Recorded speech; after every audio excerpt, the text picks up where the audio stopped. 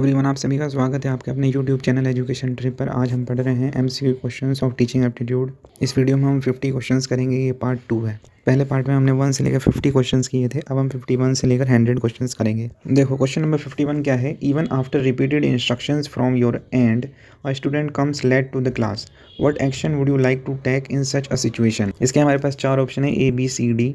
Option A है you would not let him enter in your classroom.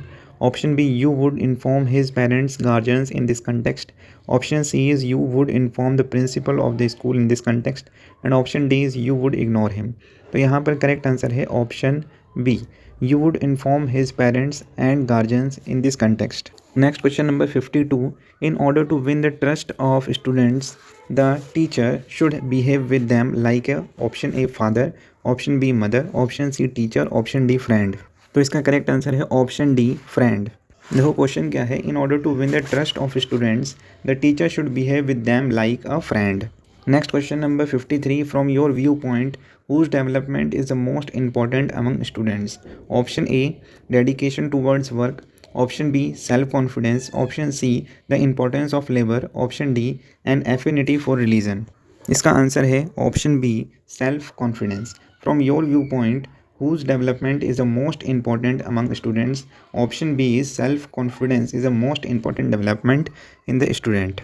Next question number 54 है, which method would be more effective to generate an interest among students for sports games? Option A है showing them big league matches. Option B, giving new sports gear to children. Option C, telling students that sports and games are as important as studies. Option D is playing yourself in the playground along with children. Think about it. Which is the correct answer? तो correct answer है option D, playing your self in the play ground along with children. तो question ये है कि कौन सा सही method है, इफेक्टिव मेथड है ये जनरेट करने के लिए कि बच्चा खुद खेले, यानी कि बच्चे में स्पोर्ट्स के प्रति, गेम्स के प्रति इंटरेस्ट जनरेट करने के लिए सबसे ऑप्शन बेस्ट डी जो है वो करेक्ट है। Playing your self in the play ground, आप खुद प्ले ग्राउंड में बच्चे के साथ खेलें। नेक्स्ट क्वेश्चन है 55. Now days the teacher does not enjoy such respect as was given to him during earlier times. The reason for this is that option A, teachers take up tuition work. Option B है the character of teachers is not the same as it was during earlier times. Option C is a teachers do not do their duties with dedication. तो option D है all of these. तो ये सभी तथ्य मौजूद हैं कि पहले जो टीचर्स को वैल्यू मिलती थी, इज्जत मिलती थी, वो अब नहीं मिलती। तो तीनों ही ऑप्शंस में तीनों ऑप्शन सही हैं, इसलिए option D is the correct answer. All of these, teachers tuition work दे रहे हैं, टीचर्स का जो कैरेक्टर है वो इसलिए डाउन हो रहा है, वो सेम नहीं है क्योंकि अर्लियर टाइम में टीचर्स के अंदर अपनी ड्यूटी के प्रति ईमानदारी थी। Okay, and teacher do not do their duties with dedication, और वो टीचर्स डेडिकेशन के साथ अपना काम नहीं कर रहे हैं, इसीलिए nowadays the teacher does not enjoy such respect as was given to him during earlier times. Next question number 56 है, nowadays students do not have a zeal to study. The reason for this is that option A हमारे, they are unable to get enough of motivation to study. Option B है they feel that their future would not be right even after they complete their studies. Option C है they do not get a conducive environment for pursuing their studies. Option D है they opine that there is no need to study with special dedication or zeal to pass the examination. तो इसका correct answer है option C, they do not get a conducive environment for pursuing their studies. तो question क्या था, question ये था, nowadays students do not have a zeal to study, the reason for this is that they do not get a conducive environment for pursuing their studies. Next question number 57. The best method to evaluate the achievements of a student is the option A, annual examination, option B, biannual examination, option C, quarterly examination, and the option D is continuous evaluation. तो इसका answer है continuous evaluation is the best method to evaluate the student. Next question number 58. Who from among the following had stated motivation is the art of generating interest in the mind of the student? Option A है Thomson, option B Kothari, option C MC Macaulay या MC कोली, and option D Rabindranath Tagore. तो इसका correct answer है option A, Thomson. तो Thomson ने कहा motivation is the art of generating interest in the mind of students. Students के अंदर इंटरेस्ट जगाने के लिए मोटिवेशन एक आर्ट है, ये थॉमसन ने कहा था। Next question number 59, the special feature of meaningful examination is the following. Option A है all the students get through this examination with good marks. Option B, students should get more marks than they had hoped for. Option C, this examination should be able to differentiate capable students from the incapable ones. Option D is students should not fear this type of examination. तो इसका correct answer है option C, this examination should be able to differentiate capable students from the incapable ones. तो question था the special feature of meaningful examination is the following is the differentiate capable students from the incapable student. Next question number 60.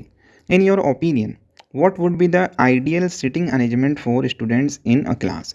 Option A, they should be made to sit according to their roll numbers. Option B, friends should be allowed to sit close one another. Option C, little children should be made to sit in the front while bigger students should be told to sit on the back benches. Option D है intelligent children should be made to sit in the front while weak students. तो ये सीधा गलत होता है option D, क्योंकि ऐसे तो करना नहीं चाहिए कि इंटेलिजेंट स्टूडेंट को सामने बिठा दें और वीक स्टूडेंट को पीछे। इससे क्या होगा, वीक स्टूडेंट और वीक होता चला जाएगा। तो option C is a correct answer कि जो छोटे बच्चे हैं उनको फ्रंट साइड पर रखा जाए और जो बड़े बच्चे हैं उनको पीछे बिठाया जाए। Next question number 61, the practical method of making students understand the meaning of difficult words into option A, give their synonyms. Option B, give their antonyms. Option C, teach them the uses of such words in sentences. And the option D, all of these. तो इसका correct answer होगा option D, all of these. कोई एक practical method बताना है हमें कि जिससे बच्चा किसी शब्द को समझ पाए मीनिंगफुली। उससे पहले उसका सिनोनिम देंगे, एंटोनिम देंगे और फिर सेंटेंस में उसे यूज़ करके दिखाएंगे, तो कोई डिफ़िकल्ट से डिफ़िकल्ट शब्द भी बच्चे को समझ में आ जाएगा। Next question number 62, the opinion of the French scholar Montesquieu was that education should be. तो यहाँ पर ऑप्शन ए है be based on personal experiences. Option B based on the scriptures shastras. Option C is be based on books. Option D essentially have an influence or shade of philosophy. तो इसका correct answer है option A, B based on personal experiences. तो ये opinion French scholar के द्वारा मेंटोस्की के द्वारा दिया गया था। एजुकेशन पर्सनल एक्सपीरियंसेस पर बेस्ड होनी चाहिए। Next question number 63, the famous educationist bacon had the opinion that the objective of education is option A, make the child an ideal citizen. Option B, make the child useful for the society. Option C, help the child become capable enough to make a living. Option D, make the child liberal. तो correct option है option B, make the child useful for the society. तो famous educationist हैं Bacon, उन्होंने कहा कि child को हमें society के लिए यूजफुल बनाना चाहिए। Next question number 64, it has been mentioned in Rig Veda that education, option A, is a characteristic of a civilized society. Option B, a source of knowledge and enlightenment. Option C is the ultimate goal of the life. Option D is knowledge. तो इसका answer है option B, education according to the Rig Veda, education is a source of knowledge and enlightenment. Next question number 65. Education not only preserves the culture but also it makes the later. Option है इसका enriched, option B defined, option C spiritual, option D popular among masses. तो इसका correct answer है option A, enriched. Education not only preserve the culture, education सिर्फ culture को preserve नहीं करता बल्कि ये एनरिच भी करता है, एनरिच्ड करता है। Next question number 66, informal education of the child, option A is carried out in a planned manner, option B starts from the environment, option C is given to him by an institution, option D is affected with efforts. तो इसका correct answer है option D, starts from his environment. तो informal education क्या है, किसी भी child की informal education start हो जाती है उसके एनवायरनमेंट से। 67, the objective of education is all round development of the child, which one of the following is not included in this development. तो ऑप्शन ए है physical development, option B intelligence development, option C moral and spiritual development, option D is economic development. तो इसका correct answer है option D economic development. तो जो objective है education का वो ऑलराउंड डेवलपमेंट है किसी भी चाइल्ड का, जिसमें ये सब इंक्लूडेड हैं इकोनॉमिक डेवलपमेंट में। नेक्स्ट क्वेश्चन की बात करते हैं, क्वेश्चन नंबर 68।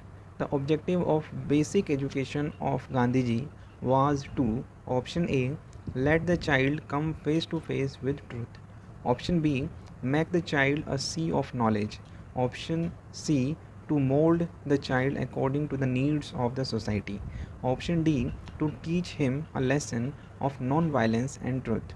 तो इसका करेक्ट आंसर है option C, to mould the child according to the needs of the society. जो ऑब्जेक्टिव है बेसिक एजुकेशन का अकॉर्डिंग टू गांधी जी वो ये है कि किसी सोसाइटी की नीड के हिसाब से चाइल्ड का डेवलपमेंट होना चाहिए। Next question number 69।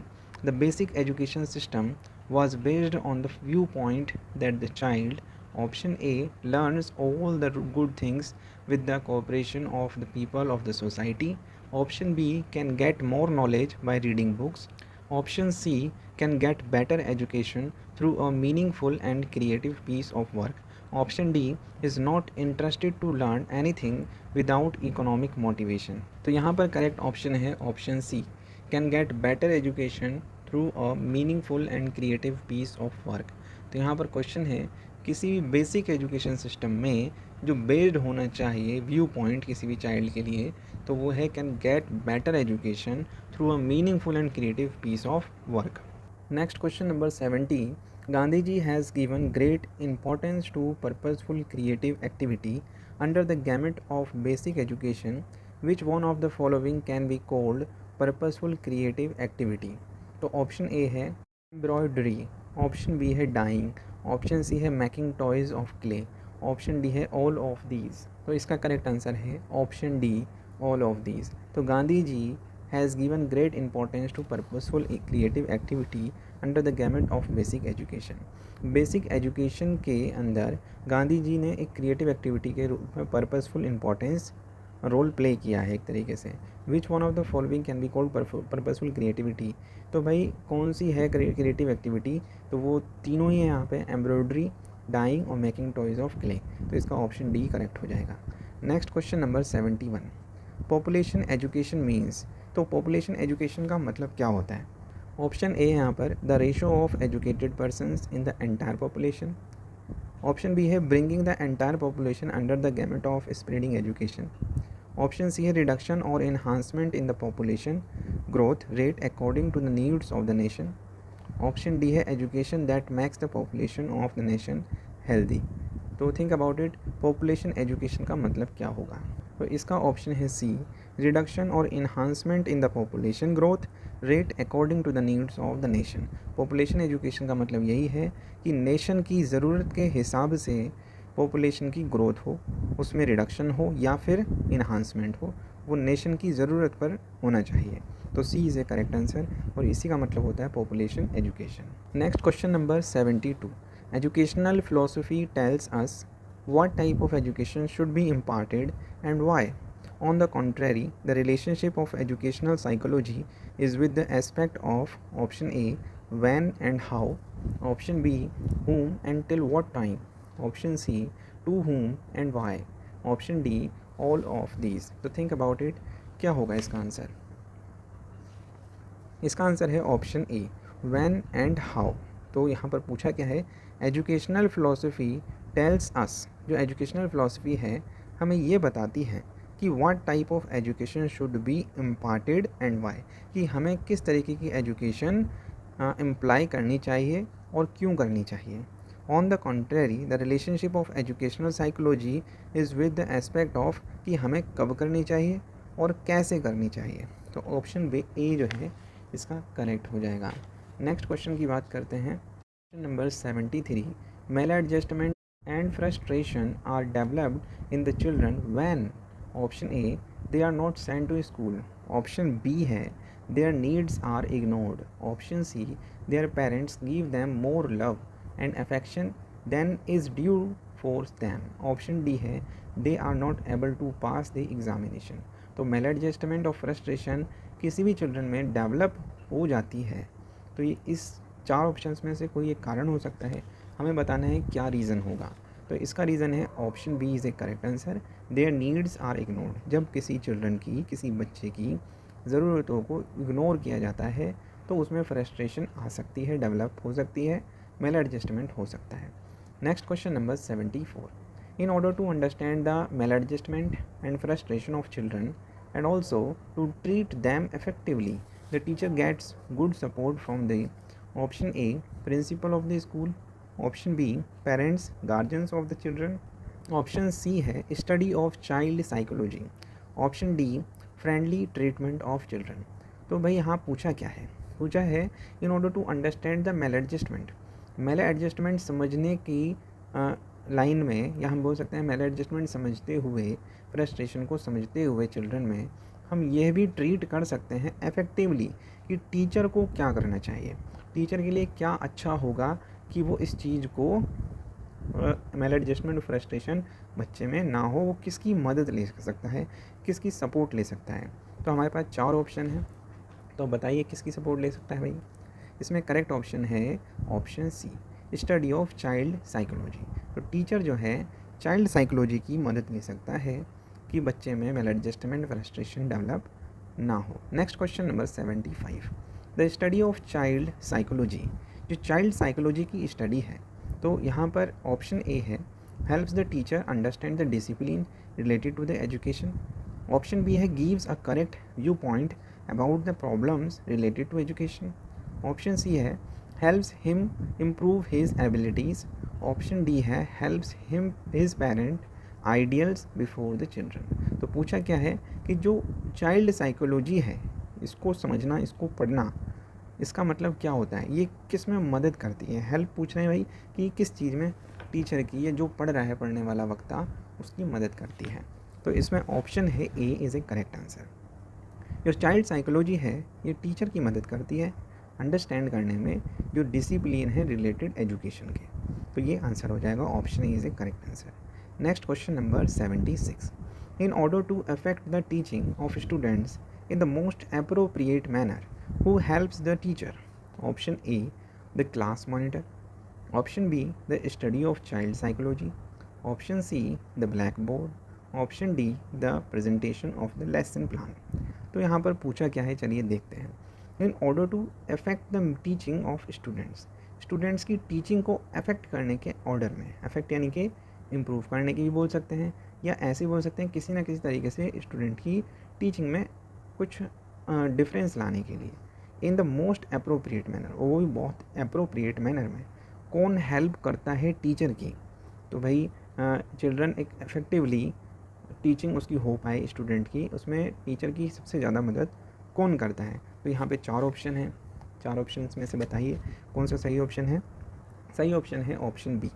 क्या है भाई, the study of child psychology. Study of child psychology जो है वो टीचर की मदद करती है बच्चे को समझने में, बच्चे की जो टीचिंग है वो अप्रोप्रिएट मैनर में हो, इसलिए चाइल्ड साइकोलॉजी मदद करती है, क्योंकि भाई चाइल्ड साइकोलॉजी बच्चे के बारे में ही तो पढ़ने का नाम है। Next question number 77, an important part of the teaching learning process is the curriculum, this curriculum should be prepared keeping in view the, option A the ambitions of students, option B the needs of students, option C the needs of lives of students, and option D all of these.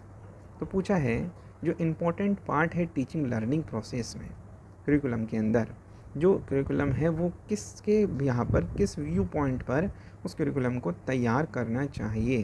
तो हमारे पास यहाँ पर 4 option हैं, तो यहाँ पे चारों options में से तीनों जो ABC हैं, चौथा तो ऑल ऑफ दीज है, तो तीनों ही ऑप्शन सही हैं, इसीलिए option D is a correct answer कि भाई जो स्टूडेंट्स की एम्बिशंस हैं उसको मद्देनज़र रखते हुए करिकुलम को तैयार करना चाहिए, जो स्टूडेंट्स की नीड्स हैं उसको मद्देनज़र रखते हुए, स्टूडेंट्स की लाइफ्स में जो ज़रूरतें पड़ेंगी उनको मद्देनज़र रखते हुए व्यू पॉइंट पर करिकुलम हमें रेडी करना चाहिए।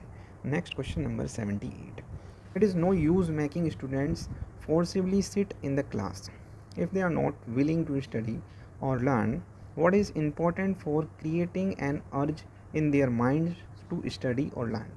तो भाई कोई व्यक्ति है, कोई स्टूडेंट है, वो पढ़ना नहीं चाह रहा है, तो आप क्या करेंगे भाई, option A discipline, option B recreation, option C high ideals, option D motivation. तो यहाँ पर 78 का क्या होगा correct answer? Option D is a correct answer, motivation. भाई कोई व्यक्ति, कोई स्टूडेंट है वो नहीं पढ़ रहा है या उसका मन नहीं कर रहा है, तो टीचर क्या कर सकता है कि वो पढ़े, उसे मोटिवेट कर सकते with the help of motivation, इसलिए option D is a correct answer. Next question 79, motivation is motivation क्या है? मोटिवेशन एक फिजिकल स्टेट है, option A. Option B psychological state है, ऑप्शन सी न्यूरल स्टेट है, ऑप्शन डी नेचुरल स्टेट है। तो बताइए, 4 ऑप्शन है हमारे पास कि मोटिवेशन क्या है, कौन सी स्टेट है? तो इसका करेक्ट आंसर है ऑप्शन बी, एक साइकोलॉजिकल स्टेट है। Next question number 80, as a teacher what do you consider to be superior? Option A intrinsic motivation, option B extrinsic motivation, option C intrinsic motivation and extrinsic motivation दोनों, option D दोनों नहीं, यानी कि none of A and B. तो बताइए क्या होगा 80 question का आंसर? तो ये है इंट्रिंसिक एजुकेशन मोटिवेशन और एक्सट्रिंसिक मोटिवेशन बोथ, इसलिए option C is a correct answer. तो as a teacher what do you consider to superior, आप क्या सुपीरियर मानेंगे, इंट्रिंसिक मोटिवेशन या एक्सट्रिंसिक? दोनों ही हम मानेंगे एक सुपीरियर चीज़। Next question number 81, if a student is insulted by the teacher before the students of the class, then as a result the student is all probability में, तो वो क्या करेगा? तो option A become a fighter and arrogant, option B start concentrating more on his studies, option C start respecting the teacher more than ever before, option D any one of these. तो 81 का क्या हो सकता है, सोचिए। 81 का होगा ए, जब भाई आप उस किसी बच्चे को, स्टूडेंट को, आप टीचर हैं, इंसल्ट करेंगे तो वो आपका फाइटर बन जाएगा, आपकी नाफरमानी करने वाला बन जाएगा, तो become a fighter and arrogant. Next question number 82, तो क्वेश्चन है some of your friends make fun of the teaching profession, in such a situation what would you do as a teacher? तो आप टीचर हैं, शिक्षक हैं, और आपके दोस्त, आपके फ्रेंड्स और टीचिंग की भाई मजाक बना रहे हैं, टीचिंग प्रोफेशन की, तो आप क्या करेंगे? Option A you would convince them that their opinion is wrong, option B you would think about abandoning the teaching profession, and option C you would try to find out a new profession, यानी कि job, option D you would stop interacting with such friends। तो यहाँ पर बताइए आपका क्या action होगा as a, आप अगर टीचर हैं तो भाई क्या करेंगे आप? Option A is a correct answer, you would convince them that their opinion is wrong, कि उनका ओपिनियन गलत है, आप कन्विंस करेंगे, आपके फ्रेंड्स हैं इसीलिए। अगर अनजान लोग हैं तो आप अपना रैशनल व्यू पॉइंट सामने रखेंगे, अगर वो मानते हैं तो ठीक है, नहीं मानते तो वैसे भी अनजान ही है, फ्रेंड्स थोड़ी ना है। Next question number 83, you are a teacher and do your work with complete dedication, you would expect that option A you should be awarded a prize, option B your name should be published in newspapers, option C a few words should be stated in your honor on a special occasion, option D you should be given an advance increment। तो आप एक teacher हैं और full complete dedication के साथ काम कर रहे हैं, तो आप क्या अपने प्रिंसिपल से, अपने स्कूल से क्या चाहेंगे? ठीक है, क्या एक्सपेक्ट करेंगे? तो भाई आप चाहेंगे कि किसी स्पेशल ओकेज़न पे मेरा नाम लिया जाए, मेरे बारे में कुछ कहा जाए। Option C is a correct answer, a few words should be stated in your honour on a special occasion. Next question number 84, in your class the son of the principal is also one among the students, he indulges in an act of indiscipline, you would option A not pay attention to him, option B not scold reprimand him to escape the wrath of the principal, option C है behave with him in the same manner in which you would have behaved with any other student of your class, option D है give him a harsh punishment so that he understands that you do not give any concession leeway to the principal। तो इसका correct answer क्या होगा? तो यहाँ पर option सी जो है वो करेक्ट आंसर होगा। प्रिंसिपल का ही क्यों, अगर प्रधानमंत्री का भी बच्चा आ जाए तो आप उसको बिल्कुल इक्वल ट्रीट करेंगे आप अपनी क्लास में बाकी और बच्चों के साथ। Next question number 85, the use of different teaching methods during the course of teaching, option A keeps attention of students focused, option B makes classroom teaching quite interesting. Option C, helps students throughout understand concept and topics. Option D, all of these. तो इसका correct answer है all of these. तो भाई the use of different teaching methods during the course of teaching, यानी कि जो different teaching methods हैं उनका यूज़ टीचिंग के दौरान, तो ये क्या करता है, ये ऑप्शन ए ये भी करता है keep attention of student focused, option B भी करता है makes classroom teaching quite interesting, option C भी करता है, यानी कि डिफरेंट मेथड यूज़ करने से क्लास इंटरेस्टिंग बनेगी, स्टूडेंट फोकस होंगे और स्टूडेंट्स को मदद मिलेगी पूरी तरीके से कॉन्सेप्ट टॉपिक को समझने में। तीनों ही सही है, इसलिए option D is the correct answer, all of these. Next question number 86। Normally, students do not ask questions from the teacher during the course of class teaching, even if they may not be understanding the lecture being taught by the teacher. The chief reason for this phenomenon is that option A, they are afraid that the teacher would reprimand them and send them away. Option B, they think that if they ask questions, they might be counted amongst the dull student of the class. Option C, they may not be able to comprehend which question should be asked. Option D है all of these. यानी आपकी class में कोई बच्चा question पूछता नहीं है तो इसका क्या रीज़न हो सकता है, तो इसका रीज़न हो सकता है simple, option B is the correct answer. They think that if they ask questions, कि अगर वे क्वेश्चंस पूछेगा they might be counted amongst the dull student of the class, ये ऐसे समझा जाएगा उसको कि ये भी बाकी स्टूडेंट्स की तरह डल है, इसलिए वो क्वेश्चंस नहीं पूछते। Next question number 87। A teacher wishes that during the course of classroom teaching, students should ask questions and thus proceed ahead by thoroughly understanding the subject, but students never ask any questions on their own. In such a situation, what should the teacher do to motivate students to ask questions from him? Option A, he should tell students that they should continue to ask questions. Option B, he should tell his students that if they are unable to understand the topic being discussed, they should ask questions and understand the topic.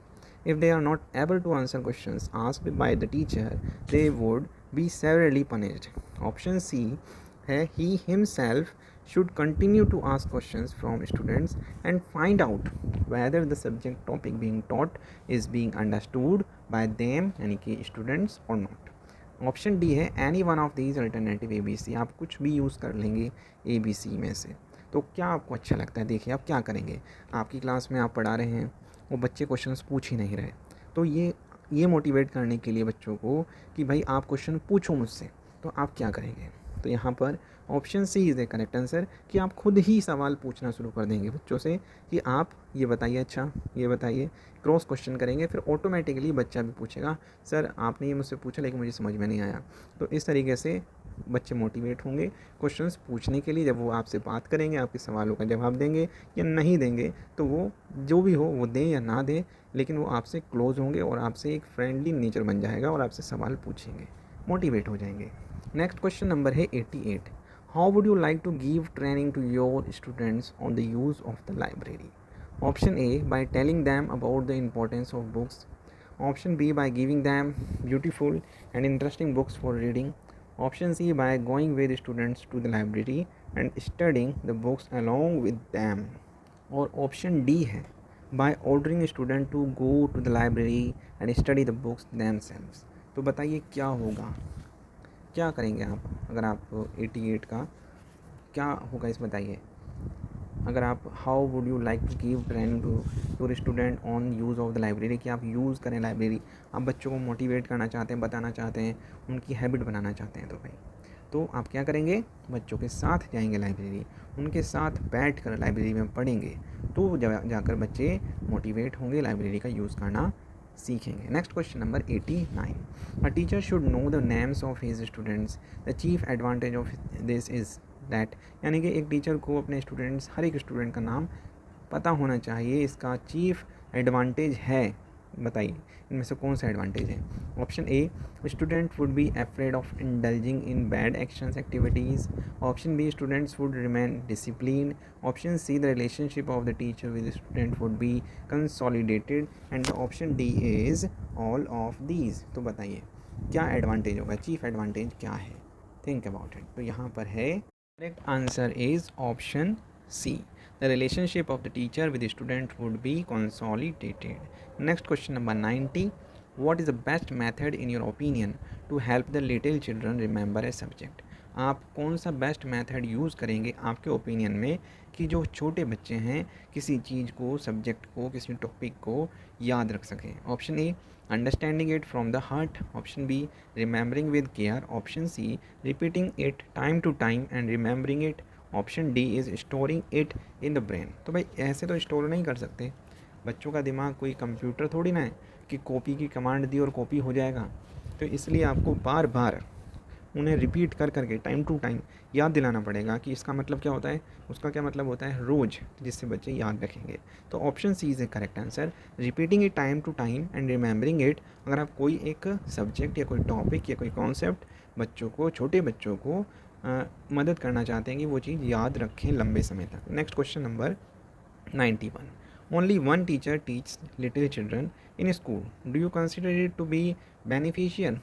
सिर्फ एक ही teacher छोटे बच्चों को पढ़ाना चाहिए हर एक subject. क्या आप इसे बेनिफिशियल कंसिडर करते हैं? Option A, it does not make any difference. Option B है, it is a beneficial custom. Option C, it is a boring custom. Option D, it harms both the teacher and the student. तो यहाँ पर क्या लगता है, क्या ये custom, ये तरीका सही है? तो भाई एक तरीके के ये बोरिंग कस्टम है, क्योंकि मान लो एक बार जो टीचर है स्टूडेंट्स को पढ़ा रहा है, पूरे दिन पढ़ा रहा है, तो टीचर्स के लिए भी एक बोरिंग टास्क रहेगा और स्टूडेंट्स के लिए भी बोरिंग टास्क रहेगा.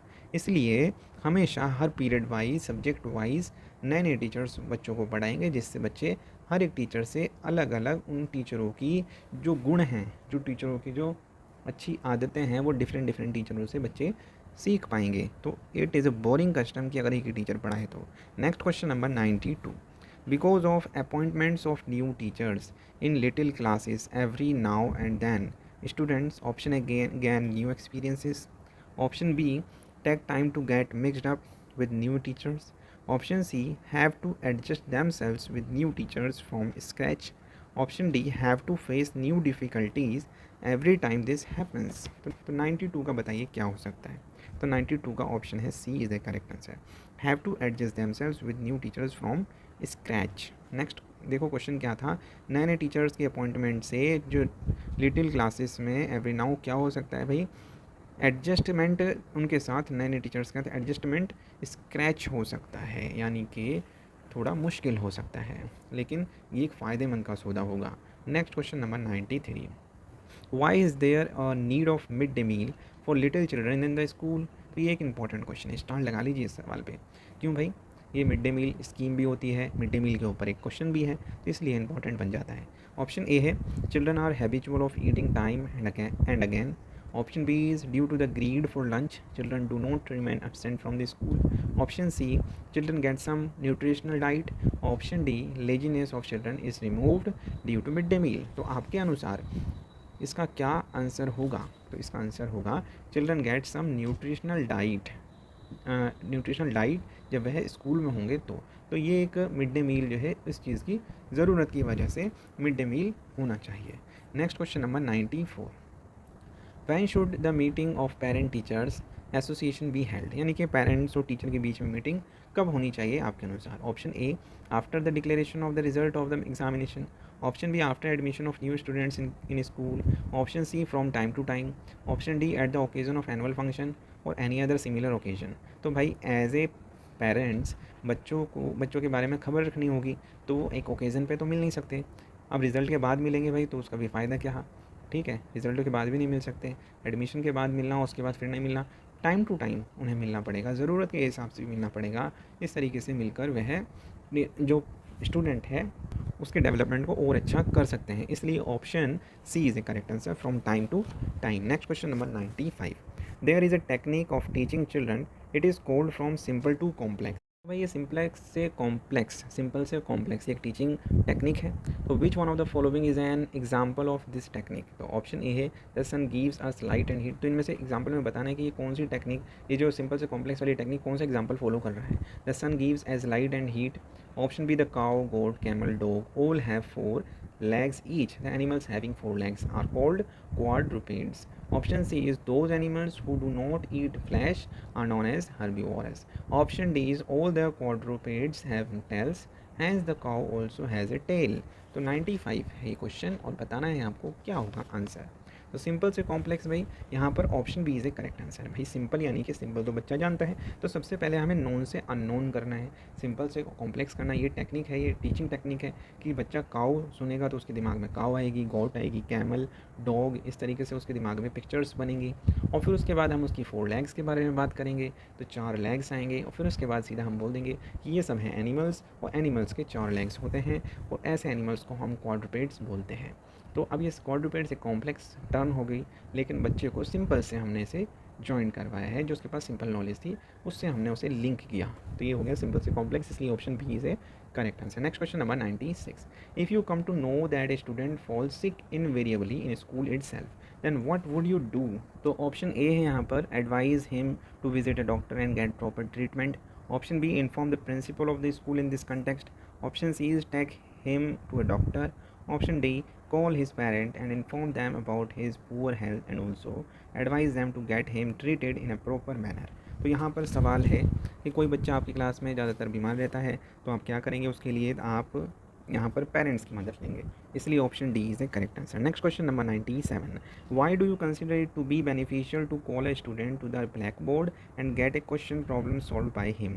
तो ऑप्शन ए है, यानी कि कहा जा रहा है कि बच्चे को ब्लैक बोर्ड पर बुलाकर उससे बोलते हैं भाई क्वेश्चन सॉल्व करो, तो इससे क्या बेनिफिट है। तो यहाँ पे 4 ऑप्शन हैं। Option A through this method the student gets the practice of writing neatly. Option B confidence is created in the student through this method. Option C you are able to learn whether the student knows how to solve the question और not. Option D is B और C both. तो यहाँ पर क्या होगा इसका answer. तो यहाँ पर दोनों चीज़ें पता चलेंगी कि बच्चा जो है क्या क्वेश्चन जानता है या नहीं जानता है सॉल्व करना, और दूसरी चीज़ ये कि बच्चे में कॉन्फिडेंस क्रिएट होगा। तो इसका आंसर होगा ऑप्शन डी, बी और सी दोनों। Next question number 98। As a teacher do you agree that there should be a code of conduct for teachers. Option A no, option B yes, option C no because this is against the dignity of the teacher. Option D creation of a code of conduct for teachers would be suicidal for the academic world. तो यहाँ पर आप कौन से option से सहमत हैं बताइए, कौन से ऑप्शन से सहमत हैं। Option 98 yes, code of conduct, rule, regulation, discipline, ये सब होना चाहिए, इसलिए हम सहमत हैं, यस होना चाहिए। नेक्स्ट क्वेश्चन नंबर 99, इसलिए ऑप्शन बी इसका करेक्ट होगा, और 99 क्वेश्चन की बात कर रहे हैं यहाँ पे। The teacher should arrive in school in time. The biggest advantage of this habit is that option A students would also come to school in time. Option B students respect those teachers who come to school in time. Option C students would learn the lesson of punctuality of time. Option D is all of this. तो इसका answer है option C, students would learn the lesson of punctuality of time. तो भाई जब teacher खुद punctual होगा, और teacher को बच्चे जो हैं एक तरीके से आइडियल मानते हैं तो वो फॉलो करते हैं, और फॉलो अगर टीचर के अंदर कोई गुड हैबिट है तो उसको भी वो फॉलो करेंगे, कोई बैड हैबिट है तो उसको भी फॉलो करेंगे। टाइम पर पहुँचना क्या है, गुड हैबिट है, और टाइम पर पहुँचने पर टीचर बच्चे क्या सीखेंगे, टाइम पर कुछ भी करना, कि भाई टाइम पर ही सारी चीज़ें करनी चाहिए, और वो लेसन लेंगे अपने टीचर से कि punctuality of time is a very most important thing. Next question number 100. As a teacher, you request the principal to arrange a utility facility that is of use to students. The principal ignores your request. What would be your reaction in such a situation? Option A, you would incite students against the principal. Option B, you would request other teachers to arrange that utility facility that is of use of students. Option C, you would request the principal time and again in this context. Option D, you would call a strike by students in this context. तो 100 question है, बताइए क्या होगा इसका answer. Option C is a correct answer, you would request the principal time and again in this context. ठीक है, हमें कभी भी प्रिंसिपल के खिलाफ नहीं जाना है। वीडियो अच्छी लगी तो लाइक करें, चैनल को सब्सक्राइब करें। Thanks for watching, thank you very much.